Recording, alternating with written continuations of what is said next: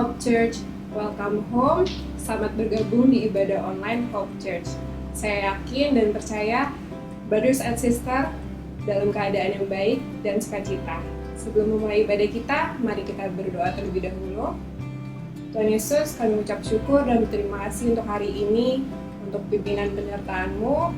Sebentar kami akan memulai ibadah kami, Tuhan Kau pimpin kami, Kau akan sucikan kuduskan Bapa. Biarlah berkenan di hadapan-Mu, di dalam nama Tuhan Yesus, kami berdoa dan ucap syukur. Amin. Selamat beribadah, Tuhan Yesus memberkati.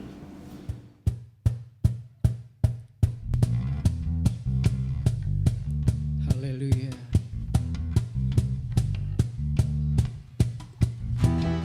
Shalom Hope Church, kita kembali lagi dalam ibadah online GBI Hope. Mari kita memuji dan menyembah Tuhan, karena Tuhan baik bagi kita. Haleluya. Mari yang di rumah boleh sambil tepuk tangan. Oh haleluya Tuhan. Katakan Kaulah satu-satunya. Kaulah satu-satunya. Oh, sumber dari segalanya. Haleluya. Kau kebenaran yang selalu ku pegang. Kau keyakinanku untuk bersinar terang. Yesus Tuhanku yang berkuasa atasku, hidupku takkan sama. Oh ku tahu sungguh anugerah-Mu bagiku, hidupku takkan sama. Haleluya. Terima kasih Tuhan, hidup kami takkan sama dalam Engkau. Haleluya. Sebab Kaulah satu-satunya Tuhan, Kaulah satu-satunya. Sumber dari segalanya. Oh haleluya. Kau kebenaran yang selalu ku pegang. Kau keyakinan kami. Oh, untuk bersinar terang. Yesus Tuhanku yang berkuasa atasku, hidupku takkan sama. Ku tahu sungguh anugerah-Mu bagiku, hidupku takkan sama. Haleluya.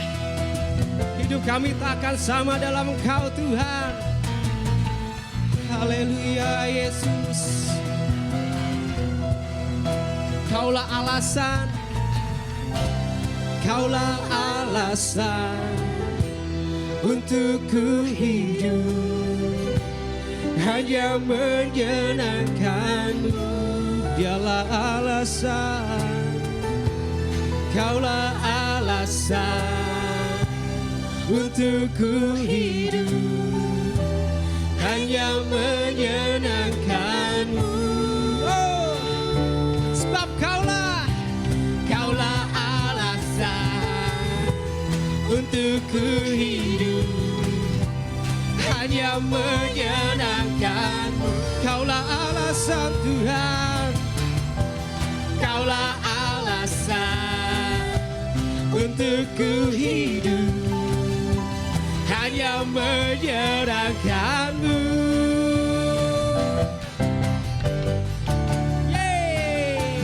Yesus Tuhanku yang berkuasa atasku, hidupku takkan sama. Ku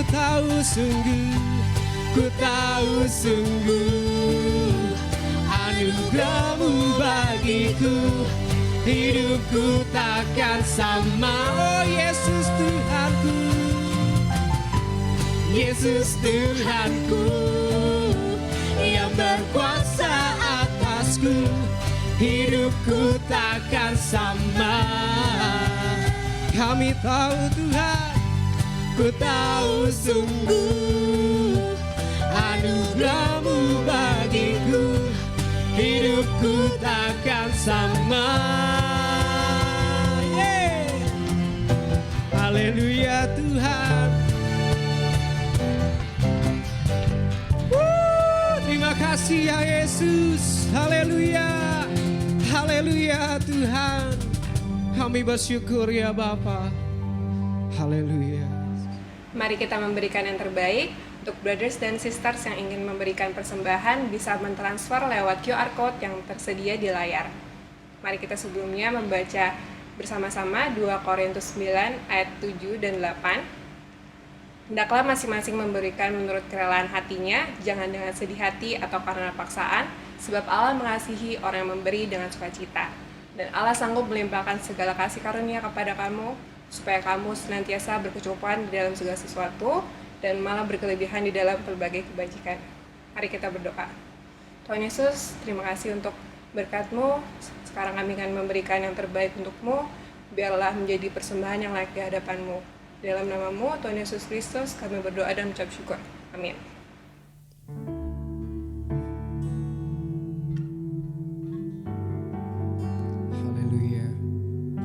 Sebentar kita akan mendengarkan firman Tuhan. Mari kita tetap berada di dalam hadirat Tuhan. Haleluya Yesus. Terima kasih Tuhan. Kami bersyukur kepadamu ya Bapa. Karena kasih-Mu yang tiada bertepi Tuhan. Oh haleluya Yesus. Terima kasih Tuhan. Ya Bapa,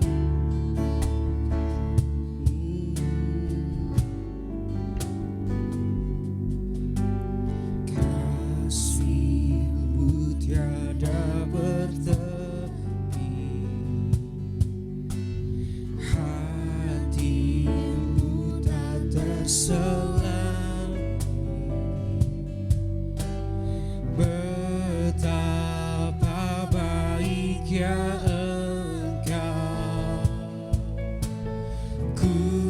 bersyukur padamu, perkenan-Mu ya Tuhan, nyata di dalam hidupku, sungguh Kau yang termulia. Jiwaku pun menyembah. Ku angkat hatiku, tinggikan nama-Mu. Hanya Yesus Kau anugerah terbesar. Ku naikkan syukurku untuk kemurahan-Mu.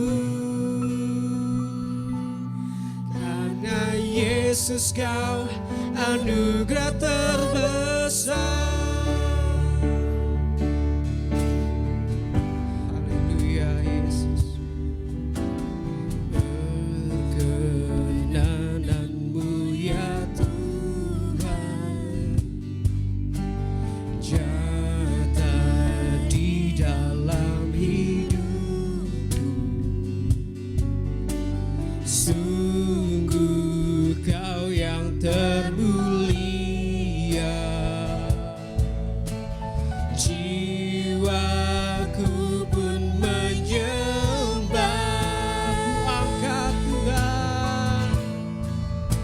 Ku angkat hatiku, tinggikan nama-Mu. Hanya Yesus Kau anugerah terbesar. Ku naikkan syukurku untuk kemurahan-Mu. Hanya Yesus Kau anugerah terbesar. Ku angkat hatiku,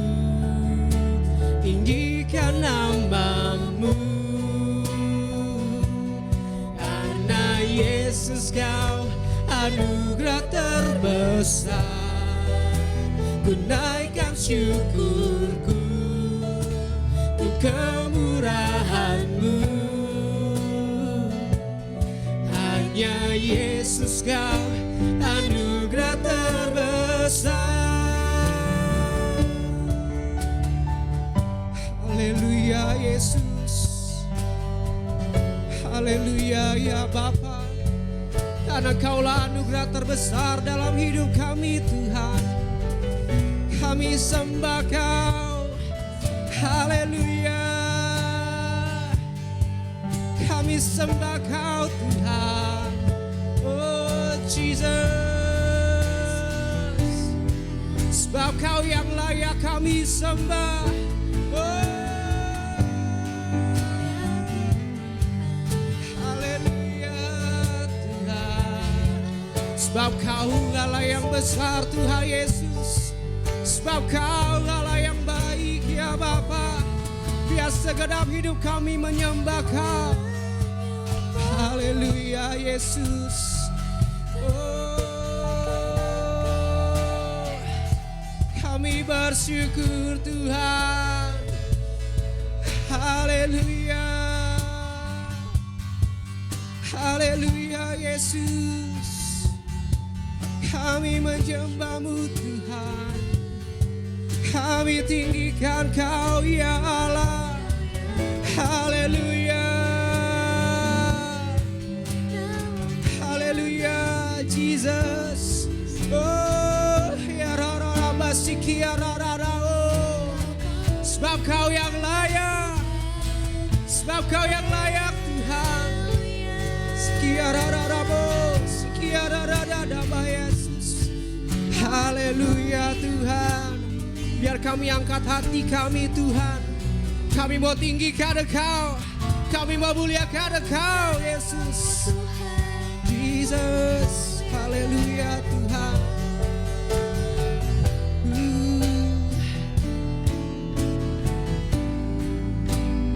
Angkat hatiku, tinggikan nama-Mu. Karena Yesus Kau anugerah terbesar.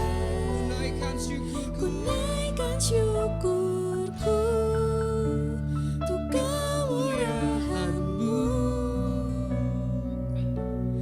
Hanya Yesus Kau anugerah terbesar. Ku naikkan, kami naikkan syukur kami.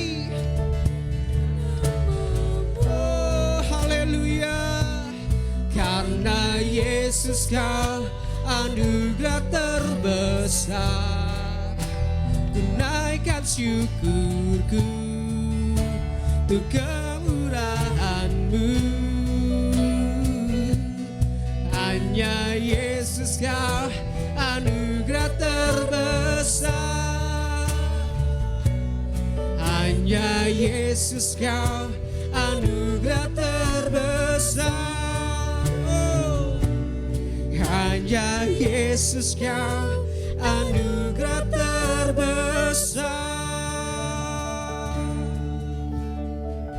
Haleluya Yesus. Tuhan Yesus, terima kasih karena hadirat-Mu kami rasakan ya Bapa. Di rumah kami masing-masing Tuhan, di tempat kami masing-masing ya Bapa. Tiba saatnya kami akan mendengarkan firman-Mu Tuhan. Engkau berkati Tuhan Yesus setiap kami yang mendengarkan ya Bapa. Engkau urapi juga Pastor Nathan yang akan membawakan firman-Mu Tuhan Yesus. Biar Engkau berkati urapi beliau ya Bapa. Terima kasih Tuhan, di dalam nama Tuhan Yesus Kristus. Haleluya. Amin. Haleluya.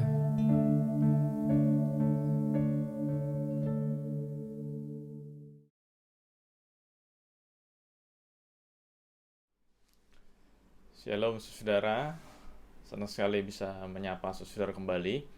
Walaupun kita masih dalam bentuk online, belum bisa berjumpa secara tatap muka atau berada dalam satu ruangan, tapi saya percaya, saya berharap, saya berdoa kita semua tetap dalam pemeliharaan Tuhan, tetap dalam penjagaan Tuhan, dan kita semua tetap menikmati berkat dan mujizat Tuhan yang melimpah-limpah dalam kehidupan kita, keluarga kita, dan apapun yang kita kerjakan diberkati Tuhan.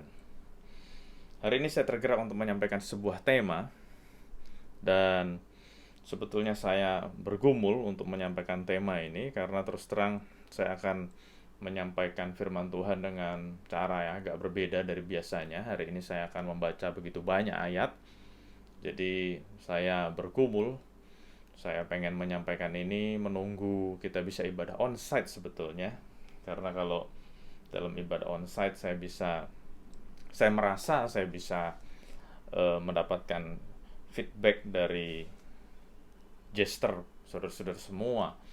Tapi saya tidak mau menunggu terlalu lama karena kita juga belum yakin kapan kita bisa ibadah onsite. Oleh karena itu, waktu saya berdoa, Tuhan memantapkan saya untuk tetap menyampaikan tema ini walaupun kita belum bisa secara onsite. Jadi dalam ibadah online ini kita akan tetap belajar tema ini. Tema firman Tuhan hari ini adalah being right versus being positive. Saya ulangi sekali lagi, being right versus being positive. Kita dihadapkan dengan dua hal yang berbeda. Kita mau sebuah kebenaran atau sesuatu yang positif. Dan dengan kita sama-sama belajar firman Tuhan ini, saya berharap, saya berdoa kita semua akan menjadi semakin mengerti tentang tema ini, being right versus being positive. Saya mau ajak kita semua membuka kitab Yeremia, seperti tadi sudah saya sampaikan, akan banyak ayat, bahkan kita akan meneliti dari 3 pasal dari kitab Yeremia ini. Saya begitu kagum dengan pribadi Yeremia, karena Yeremia dipanggil Tuhan, bukan dipanggil untuk sesuatu yang enak-enak. Kalau zaman sekarang orang begitu banyak yang mau jadi hamba Tuhan, begitu banyak orang yang mau melayani karena punya paradigma, punya persepsi hidupnya enak, hidupnya tanda kutip diberkati Tuhan. Jadi banyak orang salah persepsi tentang berkat, banyak orang salah persepsi tentang tuntunan Tuhan. Nah, saya harap dengan pemberitaan firman Tuhan hari ini kita bisa semakin mengerti maksudnya berkat, maksudnya tuntunan Tuhan, maksudnya kebenaran itu apa gitu ya. Nah, saya berdoa waktu firman Tuhan disampaikan, saudara-saudara akan belajar banyak, bahkan saudara akan belajar lebih banyak dari yang saya dapat waktu saya menggumuli 3 pasal ini. Saya terus terang waktu menggumuli 3 pasal ini, Tuhan bicara banyak hal, Tuhan mengajar saya, mendidik saya banyak hal. Nah, salah satunya adalah being right versus being positive tadi. Kita lihat Yeremia pasal yang ke-25. Yeremia pasal yang ke-25. Di situ ada judulnya adalah 70 tahun pembuangan. Saya akan baca dengan cepat dan saya harap saudara-saudara bisa mengikuti cerita yang luar biasa ini ya. Tadi sudah sekilas saya katakan, saya kagum dengan cerita Yeremia. Yeremia dipanggil Tuhan untuk menyampaikan berita penghukuman. Jadi Yeremia bukan dipakai Tuhan untuk menyampaikan berita-berita yang enak didengar, tapi justru berita penghukuman. Kenapa? Karena orang Israel sudah begitu berdosa di hadapan Tuhan. Orang Israel sudah begitu jahat di mata Tuhan. Dan Tuhan sudah nahan-nahan. Tuhan pengen sebetulnya nahan-nahan, nggak mau menghukum, karena kita tahu Israel menjadi kesayangannya Tuhan. Jadi saya mengajak saudara, khususnya yang sudah punya anak, mungkin bisa akan lebih gampang mengerti. Karena kita begitu sayang sama anak kita, tapi kalau anak kita sudah begitu salah, terus-menerus salah, bahkan kehidupannya tidak menunjukkan pertobatan, mau tidak mau, walaupun kita rasanya juga sakit waktu menghukum anak kita, tapi itu perlu dilakukan. Itulah namanya cinta. Ada sebuah ayat yang kita juga sudah tahu, karena Allah mengasihi kita, makanya kita ditegur, kita dididik, kita dihajar. Dan cerita ini adalah sebuah contoh yang sangat tepat, karena Allah mengasihi orang Israel, Waktu orang Israel berdosa bukannya dibiarin, tapi sebaliknya dinasehati. Tetapi waktu nasihat-nasihat Tuhan sudah tidak didengar lagi, dengan sangat terpaksa Tuhan harus menghukum. Tujuannya apa? Supaya orang Israel berbalik, supaya orang Israel bertobat. Nah, kita akan lihat Yeremia 25, judulnya 70 tahun pembuangan. Yeremia 25 mulai ayat yang pertama, saya akan bacakan dengan cepat buat kita semua. Firman yang datang kepada Yeremia tentang segenap kaum Yehuda dalam tahun keempat pemerintahan Yoyakim bin Yosia, Raja Yehuda, yaitu dalam tahun pertama pemerintahan Nebukadnezar, Raja Babel. Firman itu telah disampaikan oleh Nabi Yeremia kepada segenap kaum Yehuda dan kepada segenap penduduk Yerusalem. Katanya, sejak dari tahun yang ke-13 pemerintahan Yosia bin Amon, Raja Yehuda, sampai hari ini, jadi sudah 23 tahun lamanya. Lihat, 23 tahun lamanya firman Tuhan datang kepadaku, dan terus-menerus aku mengucapkannya kepadamu, tetapi kamu tidak mau mendengarkannya. Jadi sudah 23 tahun Tuhan pakai Yeremia untuk menyampaikan teguran-teguran Tuhan, tapi orang Yehuda khususnya, karena memang kita akan fokus dengan orang Yehuda hari ini, orang Yehuda tidak mau mendengar firman Tuhan. Juga Tuhan terus-menerus mengutus kepadamu semua hambanya, yaitu nabi-nabi, tetapi kamu tidak mau mendengarkan dan memperhatikannya. Kata mereka, bertobatlah masing-masing kamu dari tingkah langkahmu yang jahat dan dari perbuatan-perbuatanmu yang jahat, maka kamu akan tetap diam di tanah yang diberikan Tuhan kepadamu dan kepada nenek moyangmu dari selama-lamanya sampai selama-lamanya. Juga janganlah kamu mengikuti Allah lain untuk beribadah dan sujud menyembah kepadanya. Janganlah kamu menimbulkan sakit hatiku dengan buatan tanganmu, supaya jangan aku mendatangkan malapetaka kepadamu. Tetapi kamu tidak mendengarkan aku, demikianlah firman Tuhan, sehingga kamu menimbulkan sakit hatiku dengan buatan tanganmu untuk kemalanganmu sendiri. Jadi kita lihat betapa orang Yehuda sangat menyakiti hati Tuhan dengan membuat patung-patung Allah-Allah lain dan mereka sujud menyembah. Nah, saya mau mengajak saudara untuk melihat sejarah Israel dan Yehuda secara singkat. Dan saudara bisa melihat di layar yang sudah disiapkan oleh tim kreatif. Kita lihat raja-raja Israel dan Yehuda dari awal. Yang kita tahu, raja pertama Israel adalah Saul, itu memerintah dari tahun 1050 sebelum Masehi atau before Christ, BC, sampai dengan 1010 before Christ atau sebelum Masehi. Dan di situ sudah disiapkan oleh tim kreatif. Saul memulai jabatan rajanya dari orang baik, tapi sayangnya di akhir hidupnya dia menjadi jahat. Dan itu ditulis dalam kitab Raja-Raja.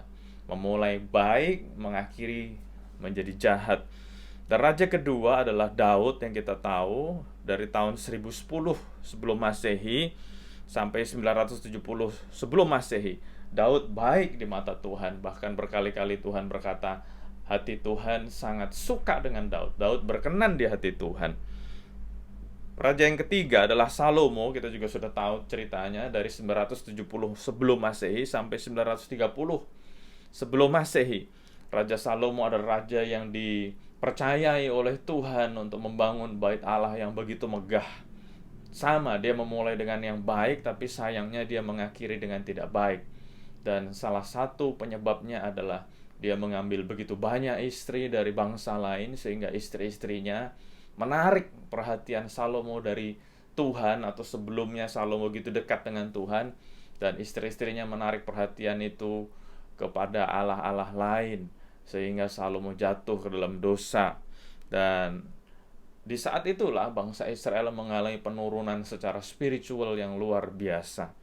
Salomo diteruskan atau dilanjutkan oleh anaknya Rehabeam 931 sebelum Masehi sampai 913 sebelum Masehi. Rehabeam adalah seorang raja yang jahat di mata Tuhan. Di masa pemerintahan Rehabeam, tepatnya tahun 1931 sebelum Masehi, kerajaan Israel mengalami perpecahan, dan ini menyakitkan hati Tuhan. Utara adalah kerajaan Israel dan selatan adalah kerajaan Yehuda. Nah, secara khusus Hari ini kita akan melihat raja-raja Yehuda. Nah, Rehabeam dilanjutkan oleh anaknya Abiam dari tahun 1913 sampai 1911. Sama, dia jahat di mata Tuhan. Raja berikutnya adalah Asa 911 sampai 870 sebelum Masehi. Dia adalah raja yang baik di mata Tuhan. Dilanjutkan oleh Yehosafat, raja yang baik juga di mata Tuhan, 870 sampai 848. Kemudian oleh Yoram 848 sampai 841. Dia juga orang yang jahat di mata Tuhan. Ahasia 841 sebelum Masehi, sama, dia juga orang yang jahat di mata Tuhan. Ahasia dilanjutkan oleh ibunya yaitu Atalia, itu dari 841 sampai 835. Dilanjutkan oleh Yoas. Nah, Yoas ini raja yang memulainya dengan baik tapi mengakhiri dengan jahat, 835 sampai 796. Amasya berikutnya adalah 796 sampai 767. Sama, dari baik menjadi jahat. Asarya, atau dengan kata lain, dengan nama lain Uzia, dari 767 sampai 740, baik menjadi jahat. Dan berikutnya adalah Yotam, dari 748 sampai 732. Dia adalah raja yang baik. Dilanjutkan oleh Ahaz 732 sampai 716, adalah raja yang jahat. Nah, setelah atau dalam masa pemerintahan Ahaz 722 sebelum Masehi, jadi dalam pemerintahan Raja Ahaz, kerajaan Israel, jadi tetangganya yang ada di sebelah utara, kerajaan Israel jatuh dikalahkan oleh bangsa Asyur, dan orang-orang Israel dibuang ke pembuangan di negara atau di kerajaan Asyur. Nah, tetapi kerajaan Yehuda masih terus ada. Dilanjutkan oleh Hizkia 716 sampai 687, dia raja yang baik. Dan dilanjutkan oleh anaknya Manasye, itu tahun 687 sampai 642, dari jahat menjadi baik.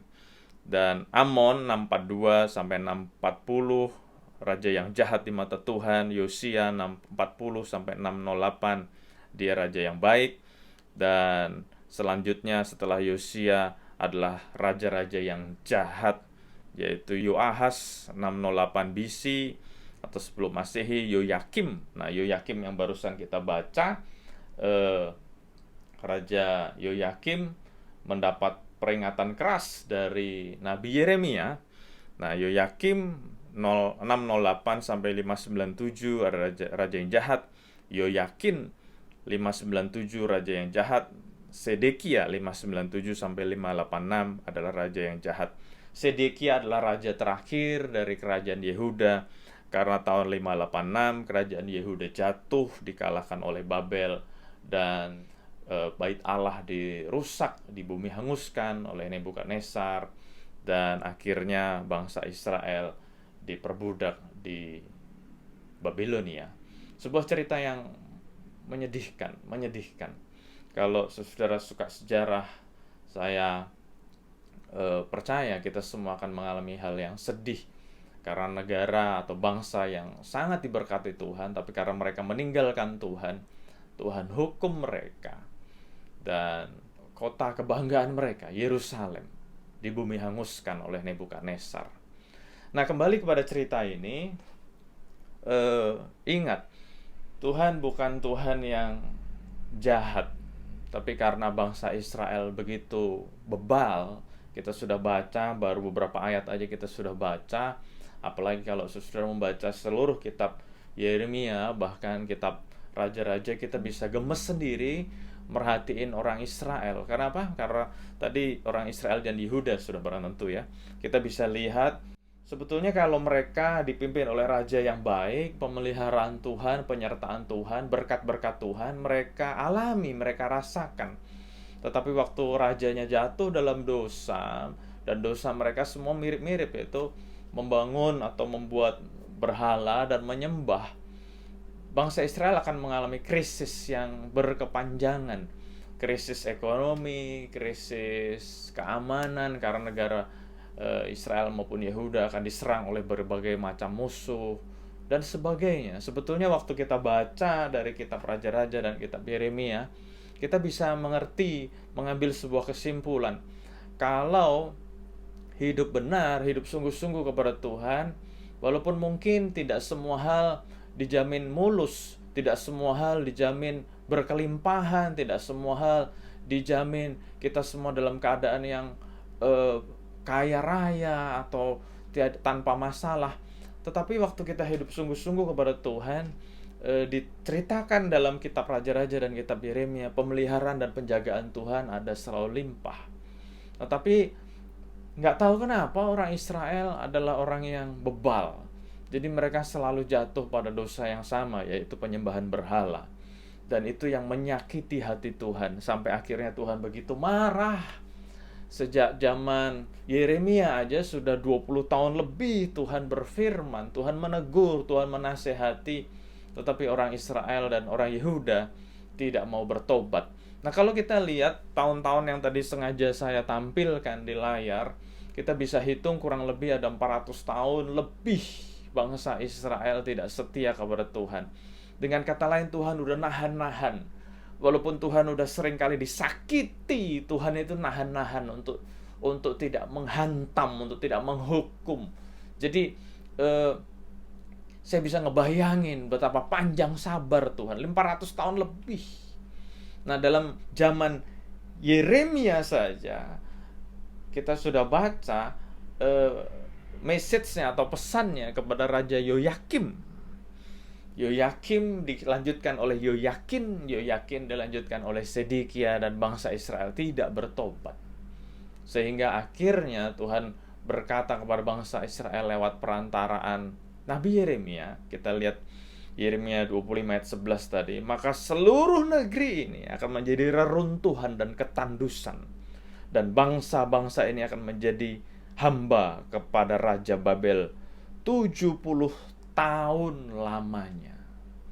Jadi Tuhan sudah menyampaikan kepada bangsa Yehuda, kaum Yehuda, kerajaan Yehuda, karena kalian tidak bertobat, karena kalian tidak mau berbalik kepada Tuhan, Tuhan akhirnya berkata, kamu akan menjadi hamba dari Raja Babel, kamu akan menjadi hamba dari sebuah kerajaan asing. Nah, menarik kalau kita nanti baca ayat 12 dan selanjutnya, ternyata Tuhan juga menyediakan hukuman buat Raja Babel dan kerajaan Babel karena mereka menjadi duri atau menjadi tekanan buat bangsa Yehuda. Tapi itu nanti kapan-kapan kita lanjutkan ceritanya. Jadi orang yang mengganggu biji mata Tuhan itu Tuhan juga sudah siapkan. Tuhan sudah siapkan hukumannya. Tetapi Tuhan menggunakan Nebukadnezar dan kerajaan Babel untuk menjadi sebuah penghukuman buat kerajaan Yehuda. Nah, kita lanjut ke pasal 27 ayat pertama pada permulaan pemerintahan Sedekia. Jadi permulaan pemerintahan Sedekia, anak Yosia Raja Yehuda, datanglah firman ini dari Tuhan kepada Yeremia. Beginilah firman Tuhan kepadaku, buatlah tali pengikat dan gandar, lalu pasanglah itu pada tangkukmu. Nah, tadi saya sudah sampaikan, Yeremia ini dipakai Tuhan dengan sesuatu yang beda. Jadi dia bukan menyampaikan kata-kata penghiburan, bukan menyampaikan kata-kata motivasi, tapi Yeremia dipakai Tuhan untuk menyampaikan kata-kata penghukuman kepada kerajaan Yehuda. Nah, kalau saudara pengen tahu, kitab Ratapan itu juga ditulis oleh Nabi Yeremia. Jadi Yeremia dipanggil sebagai nabi yang suka meratap karena menulis kitab Ratapan. Yeremia meratapi kota kesayangannya, kota kebanggaannya, Yerusalem menjadi reruntuhan, bait Allah yang menjadi kebanggaan orang Israel dan orang Yehuda diruntuhkan menjadi puing-puing. Barang-barang yang berharga yang ada di bait Allah dicuri atau diangkut oleh tentara-tentara Babel. Jadi Yeremia sangat sedih. Yeremia juga sedih kenapa orang Israel nggak bertobat. Jadi Yeremia adalah seorang nabi yang meratap. Nah, Yeremia diberi pesan oleh Tuhan, ayo kamu buat tali pengikat dan gandar. Gandar itu beban yang biasa dipakai oleh sapi, oleh kerbau, oleh keledai, oleh kuda untuk menarik pedati. Nah, Yeremia disuruh Tuhan untuk membuat itu, dan Yeremia disuruh Tuhan untuk memasang itu di tengkuk, di leher belakang sini ya. Dan Kemana-mana Yeremia disuruh pakai itu. Sesuatu yang aneh ya. Nah, ternyata itu adalah sebuah gambaran yang Tuhan mau sampaikan kepada orang-orang Israel, bahwa Tuhan yang akan mengizinkan mereka akan sama seperti sapi, lembu, kerbau, keledai yang akan diperbudak oleh bangsa lain. Nah, kita lihat secara cepat ayat 3, kemudian kirimlah pesan kepada Raja Edom, Raja Moab, Raja Bani Amon, Raja Tirus, dan kepada Raja Sidon dengan perantaraan utusan-utusan yang telah datang ke Yerusalem menghadap Sedekia Raja Yehuda. Perintahkanlah mereka, mengatakan kepada tuan-tuan mereka, beginilah firman Tuhan semesta alam Allah Israel, beginilah harus kamu katakan kepada tuan-tuanmu, akulah yang menjadikan bumi, manusia, dan hewan yang ada di atas muka bumi, dengan kekuatanku yang besar dan dengan lenganku yang terentang, dan aku memberikannya kepada orang yang benar di mataku. Dan sekarang aku menyerahkan segala negeri ini ke dalam tangan hambaku, yaitu Nebukadnezar Raja Babel. Juga binatang yang di padang telah kuserahkan supaya tunduk kepadanya. Segala bangsa akan tunduk kepadanya dan kepada anaknya dan kepada cucunya, sampai saatnya juga tiba bagi negerinya sendiri, maka banyak bangsa dan raja-raja yang besar akan menaklukkannya. Tetapi bangsa dan kerajaan yang tidak mau takluk kepada Nebukadnezar Raja Babel, dan yang tidak mau menyerahkan tengkuknya ke bawah kuk Raja Babel, maka bangsa itu akan kuhukum dengan pedang, kelaparan, dan penyakit sampar. Demikianlah firman Tuhan, sampai mereka kuserahkan ke dalam tangannya. Mengenai kamu, janganlah kamu mendengarkan nabi-nabimu, juru-juru tenungmu, juru-juru mimpimu, tukang-tukang ramalmu, dan tukang-tukang sihirmu yang berkata kepadamu, janganlah kamu mau takluk kepada Raja Babel, sebab mereka bernubuat palsu kepadamu dengan maksud menjauhkan kamu dari atas tanahmu, sehingga kamu kucerai-beraikan dan menjadi binasa. Tetapi bangsa yang mau menaruh tengkuknya ke bawah kuk Raja Babel dan yang takluk kepadanya, maka mereka akan kubiarkan di tanahnya. Demikianlah firman Tuhan, dan mereka akan mengolahnya dan diam di sana.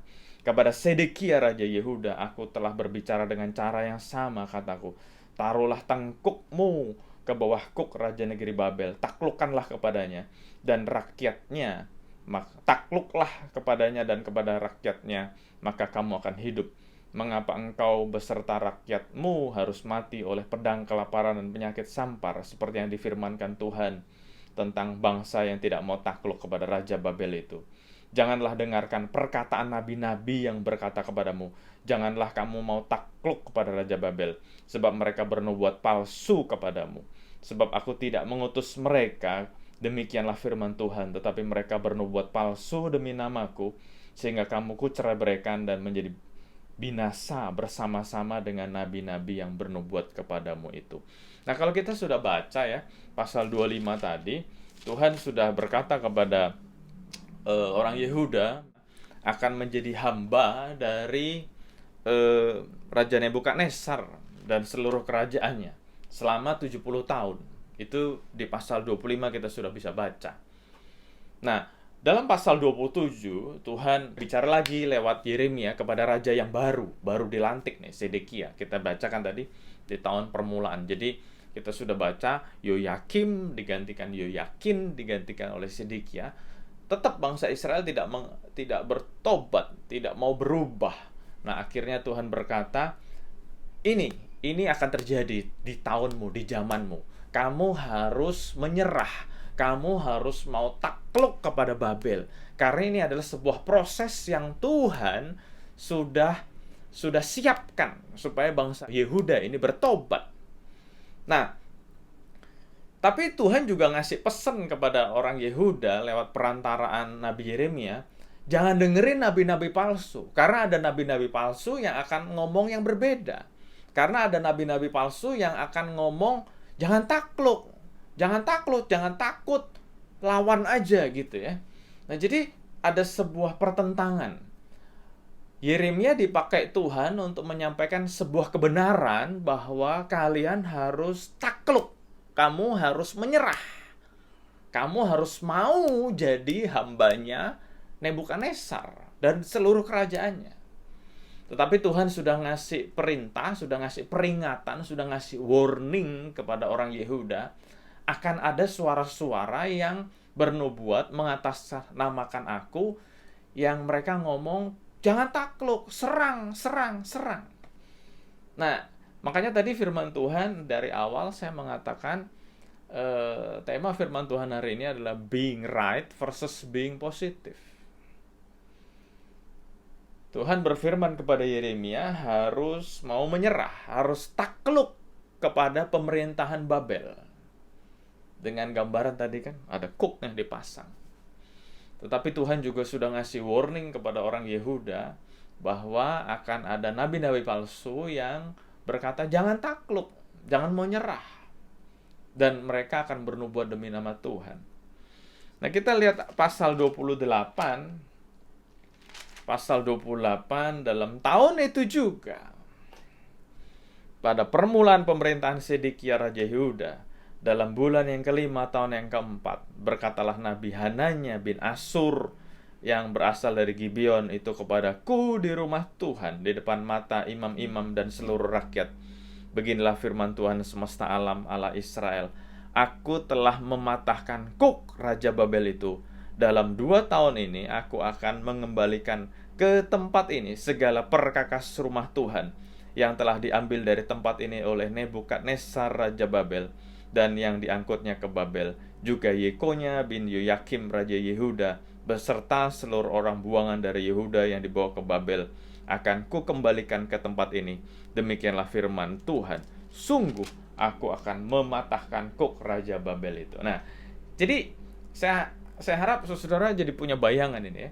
Raja Sedekia sebelumnya adalah Yoyakin, sebelumnya Yoyakim.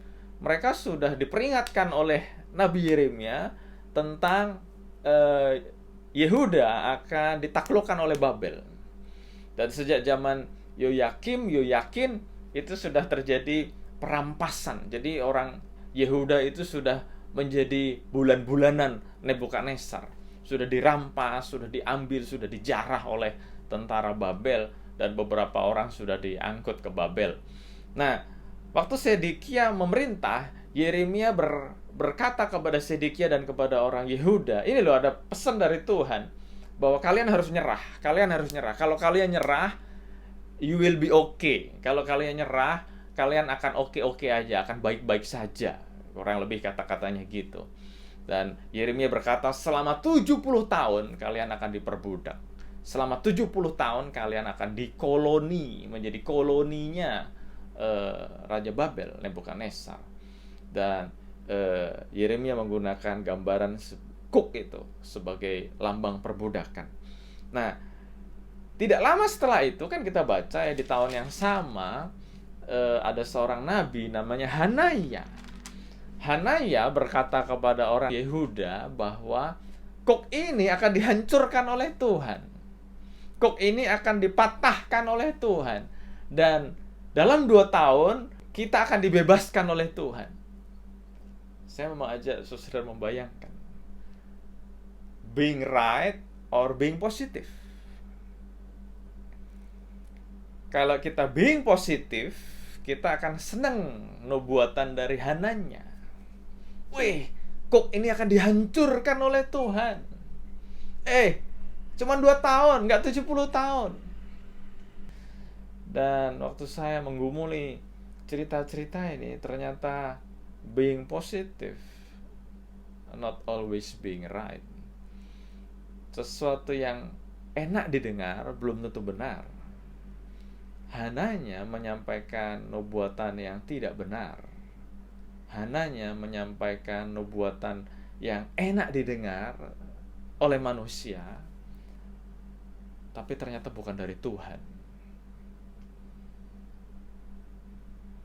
Tapi sebaliknya, Yeremia menyampaikan sesuatu yang tidak enak didengar, tapi kebenaran yang dari Tuhan. Nah, saya mau ajak saudara berpikir, kalau kita hidup di zaman itu, mana yang lebih kita dengar? Yeremia atau Hananya?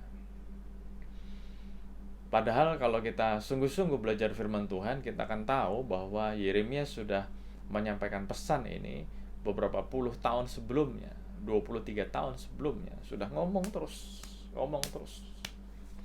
Dan waktu Yeremia berkata kepada Raja Zedekia dan kepada raja-raja yang lain, Yeremia juga sudah ngomong, diperintahkan oleh Tuhan pastinya, bahwa nanti akan bangkit nabi-nabi palsu yang akan menyampaikan hal-hal yang lain dari ini.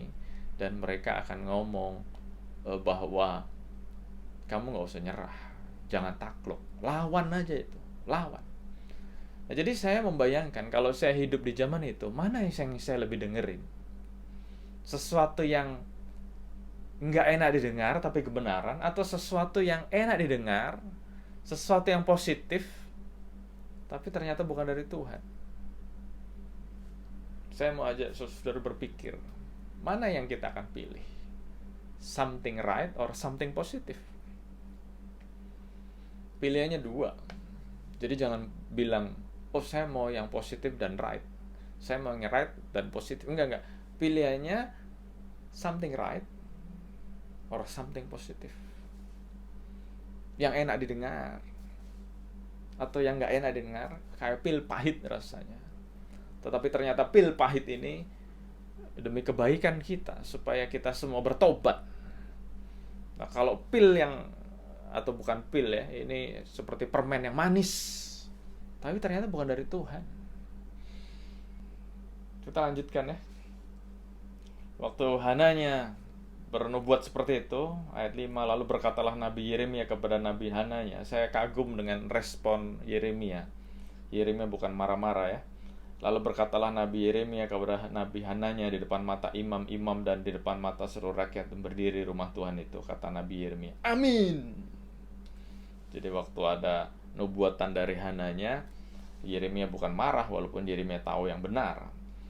Yeremia bilang, amin, moga-moga Tuhan berbuat demikian. Moga-moga Tuhan menepati perkataan-perkataan yang kau nubuatkan itu dengan dikembalikannya perkakas-perkakas rumah Tuhan dan semua orang buangan itu dari Babel ke tempat ini. Hanya dengarkanlah hendaknya perkataan yang akan kukatakan ke telingamu dan ke telinga seluruh rakyat ini. Nabi-nabi yang ada sebelum aku dan sebelum engkau dari dahulu kala telah bernubuat kepada banyak negeri dan terhadap kerajaan-kerajaan yang besar tentang perang dan malapetaka dan penyakit sampar. Tetapi mengenai seorang nabi yang bernubuat tentang damai sejahtera, jika nubuat nabi itu tidak digenapi, maka barulah ketahuan bahwa nabi itu benar-benar diutus Tuhan. Sekali lagi saya mau bacakan ayat ke-9. Tetapi mengenai seorang nabi yang bernubuat tentang damai sejahtera, jika nubuat nabi itu digenapi, maka barulah ketahuan bahwa nabi itu benar-benar diutus oleh Tuhan. Nah, saya harap kita semua belajar, ternyata bicara tentang nubuat, bicara tentang nabi itu bukan cuma hari-hari ini aja, tetapi dari dulu juga sudah ada, ribuan tahun yang lalu sudah ada. Dan Yeremia berkata kepada orang Yehuda dan kepada kita semua hari ini, kita harus sungguh-sungguh menguji. Kalau memang itu terjadi, baru ketahuan itu dari Tuhan. Dengan kata lain, kalau itu tidak terjadi, jawabannya adalah kita tahu. Jadi jangan buru-buru takjub, jangan buru-buru kagum, jangan buru-buru percaya. Ayat 10, kemudian Nabi Hananya mengambil gandar itu daripada tengkuk Nabi Yeremia, lalu mematahkannya. Berkatalah Hananya di depan mata seluruh rakyat itu. Jadi kemana-mana Yeremia bawa itu tuh. Nah, Hananya mengambil dan mematahkannya. Berkatalah Hananya di depan mata seluruh rakyat itu, beginilah firman Tuhan. Dalam 2 tahun ini begitu jugalah aku akan mematahkan kuk Nebukadnezar Raja Babel itu, dan daripada tengkuk segala bangsa. Tetapi pergilah Nabi Yeremia dari sana. Maka sesudah Nabi Hananya mematahkan gandar daripada tengkuk Nabi Yeremia, datanglah firman Tuhan kepada Yeremia. Pergilah mengatakan kepada Hananya, beginilah firman Tuhan. Engkau telah mematahkan gandar kayu, tetapi aku akan membuat gandar besi sebagai gantinya. Sebab beginilah firman Tuhan semesta alam Allah Israel. Kuk besi akan kutaruh ke atas tengkuk segala bangsa ini, sehingga mereka takluk kepada Nebukadnezar Raja Babel. Sungguh mereka akan takluk kepadanya. Malahan binatang-binatang di padang telah kuserahkan kepadanya. Lalu berkatalah Nabi Yeremia kepada Nabi Hananya, dengarkanlah hai Hananya, Tuhan tidak mengutus engkau, tetapi engkau telah membuat bangsa ini percaya kepada dusta. Sebab itu beginilah firman Tuhan, sesungguhnya aku akan menyuruh engkau pergi dari muka bumi. Tahun ini juga engkau akan mati, sebab engkau telah mengajak murtad terhadap Tuhan. Maka matilah Nabi Hananya dalam tahun itu juga pada bulan yang ke-7. Kita sudah baca ya, sudah belajar. Tema firman Tuhan hari ini adalah being right versus being positive. Ada nabi-nabi yang suka menyampaikan kata-kata yang enak didengar. Ada orang-orang yang suka khotbah, yang menyampaikan kata-kata yang enak didengar, khotbah-khotbah yang enak didengar. Dan walaupun tadi secara cepat kita baca firman Tuhan, Yeremia berkata dalam pasal 28 ayat 9 tadi, ayo kita uji sama-sama, jangan buru-buru percaya, jangan buru-buru kagum, jangan buru-buru takjub. Sekali lagi, being right ternyata not always positive. Sama juga being positive not always right. Kadang-kadang being right itu kayak pil yang pahit rasanya. Dan waktu kita makan, pahit, nggak enak. Tapi kalau kita sakit, kita perlu makan pil yang pahit supaya jadi sehat. Bangsa Yehuda waktu itu mereka sakit. Mereka tidak percaya Tuhan. Mereka tidak mau taat sama Tuhan. Sehingga Yerusalem dihancurkan. Pil yang pahit. Sakit banget. Sakit banget.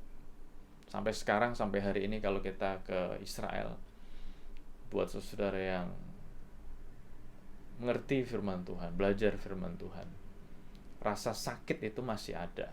Mereka begitu meratap, tembok Yerusalem hancur, bait Allah hancur. Makanya ada yang namanya tembok ratapan. Mereka meratap. Kenapa? Itu pil pahit. Supaya apa?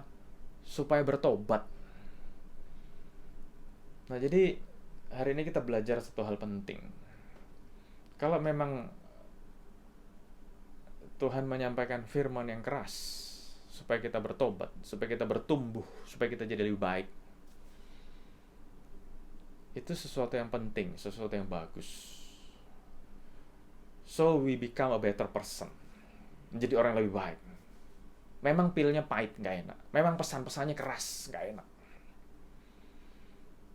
Tapi di tengah-tengah kebenaran firman Tuhan yang disampaikan, ada benih lain yang ditaburkan oleh iblis, yang bicara tentang sesuatu yang enak, bicara damai sejahtera, bicara tentang tanda kutip berkat, bicara sesuatu yang nyaman. Tapi kita sudah baca ayatnya tadi. Jangan buru-buru percaya, jangan buru-buru kagum, jangan buru-buru takjub. Kita harus lihat, bener nggak? Bener nggak? Dan kita sudah tahu ceritanya, akhirnya memang benar bangsa Yehuda harus diperbudak di Babel.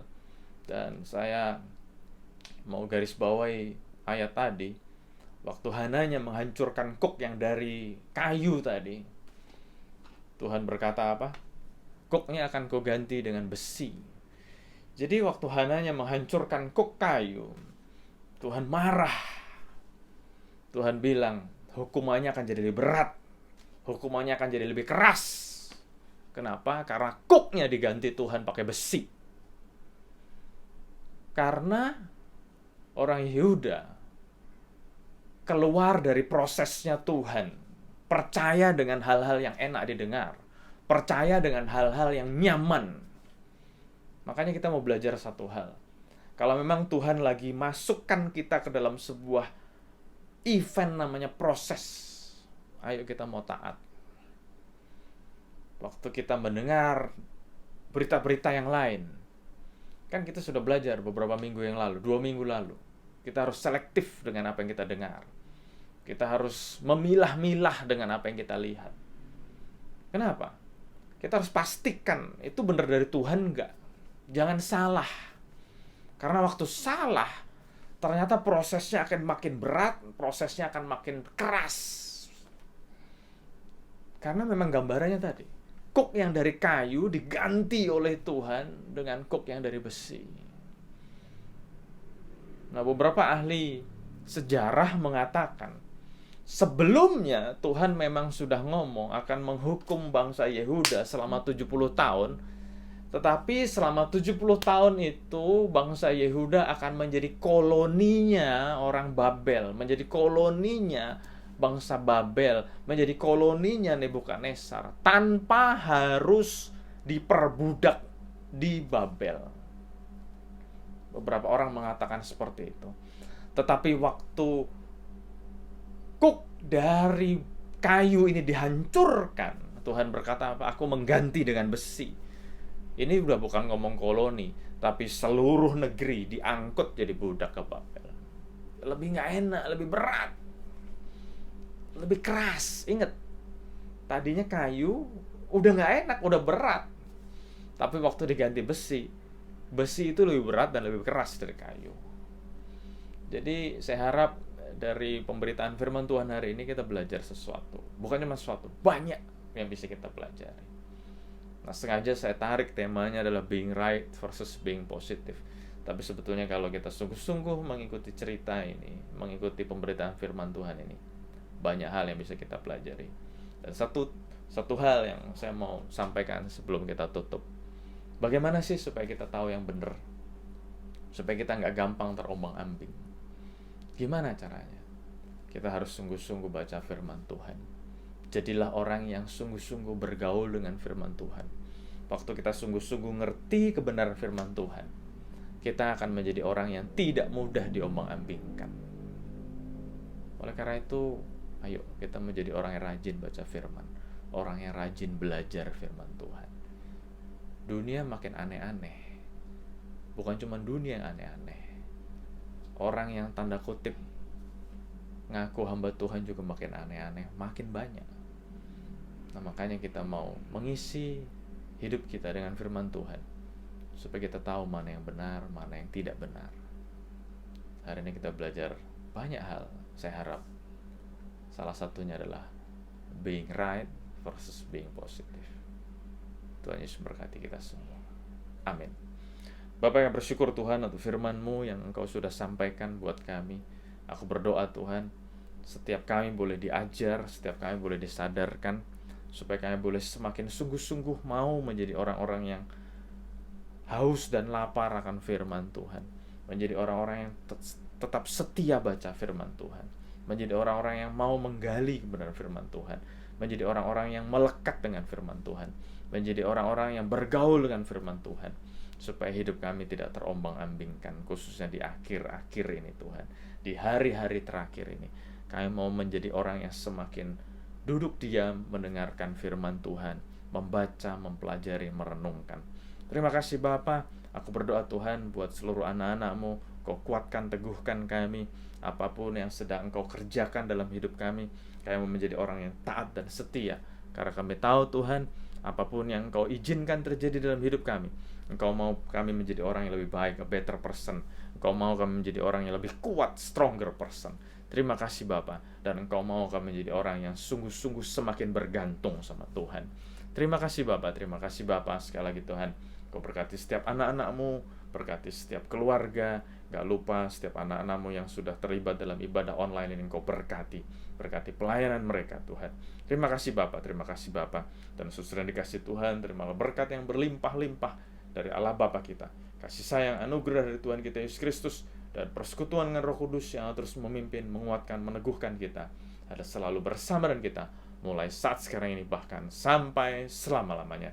Dan kita yang diberkati Tuhan sama-sama katakan, amin. Tuhan Yesus memberkati kita semua.